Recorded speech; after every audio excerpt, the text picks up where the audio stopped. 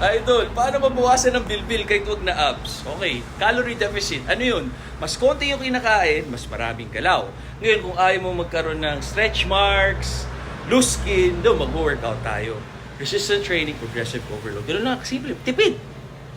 Diba? Piliin lang natin yung kainin natin. Kailangan energy siya.